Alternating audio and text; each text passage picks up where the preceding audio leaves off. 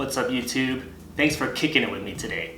Today I just wanted to show a pair of sneakers that I recently picked up. This pair, it's very affordable. It has a lot of rich history. It's a retro that was originally made in the 90s and they kind of came out with a new wave of these recently. And it's just a sneaker that I feel like is classic.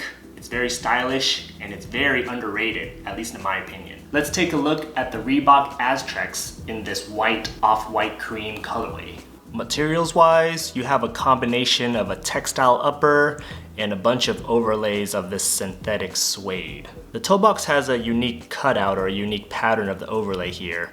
Here being the textile and here being the synthetic suede, forming this crisscross or X pattern. And then you have these unique squiggly lines right here. These to me are lines that are reminiscent of the 90s retro style. Again, the 90s style had a lot of squiggly lines and curves and little triangles and circles.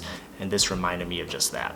Along both the lateral and medial aspects of the toe and the heel, you have these three reflective pods, just for a nice little shine when you're wearing these out at night, or again, when light shines on the shoe, you get three little hits right there. And then the midsole is made of a foam layer that Reebok calls their Hexalite technology. And then as you can see on the bottom of these, again, another label of the Hexalite technology on the heel, some cool diamond shaped traction patterns, but you also have a nice touch of this milky, translucent outsole.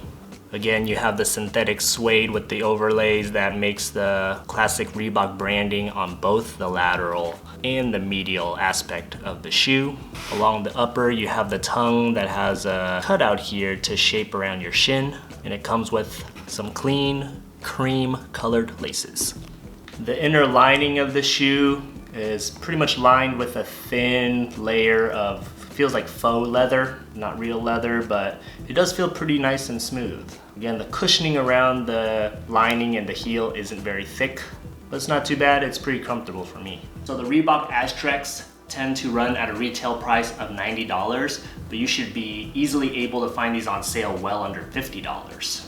I actually got this pair for $30, which was a huge steal in my opinion. Again, considering that this is a retro sneaker and it's a really clean colorway, I feel like cream is really in right now, or cream off-white anyway. And again, for this silhouette, this style, this colorway, $30 is a really big steal. On top of that, from far away, they can definitely look like a hyped sneaker. Unfortunately for Reebok, these sneakers didn't really seem to gain any traction and popularity this past decade. Despite it being a really classic and retro model back in the day, at least from what I remember, it was really popular back in the 90s. And again, the hype around Reebok trainers in general just never really took off recently, but I guess that's actually a good thing for those who love Reebok or those looking for GR heat at a really good price. I'm curious to know, what is your take on the chunky trainer silhouette? For me, it's definitely a hit or miss. It's not a look I tend to gravitate towards, but there are some sneakers that I really think can pull it off. This is pretty much one example, of course, which is why I bought them. But again, this model, it's a little chunky, but it's definitely on the sleeker end of chunky. It's not too extremely bulky. And again, as long as they're done right, I can really dig them. There might be a little bias for these sneakers though. I might have an emotional affinity towards these because I remember growing up with these in the 90s, really wanting them and really thinking they were cool back then. I still think they're cool now though. So there's this level of nostalgia that just hits different. Style-wise, I would probably rock these with either some shorts, some sweatpants, or some track pants for a nice athleisure look. Even though Reebok markets these as trainers, I don't really see myself training or exercising in these shoes because they are a little on the bulkier end. Back in the day, these were the way to go for training, but nowadays technology has evolved quite a bit, and there's obviously a lot better, higher tech, more on the pricey side of course, but better options out there for training than these. On top of that, some criticism about the midsole, the Hexalite technology on the midsole here. It's not quite as cushiony or responsive as a lot of other technologies out in the market right now.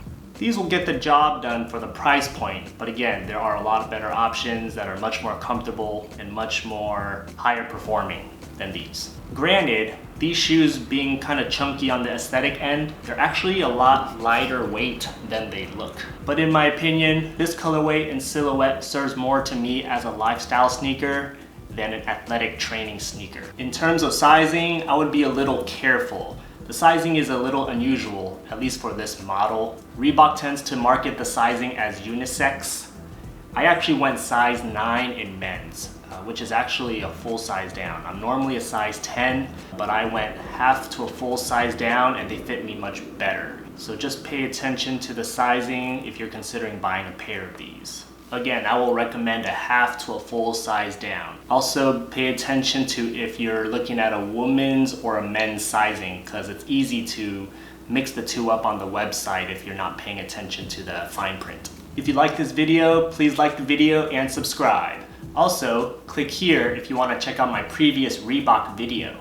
If there are any other Reebok sneakers you want me to review or check out, leave them in the comments below. I'd be happy to open up my perspective on different sneakers out there, so I'd love to learn more. As always, thank you for watching, and I'll see you next time.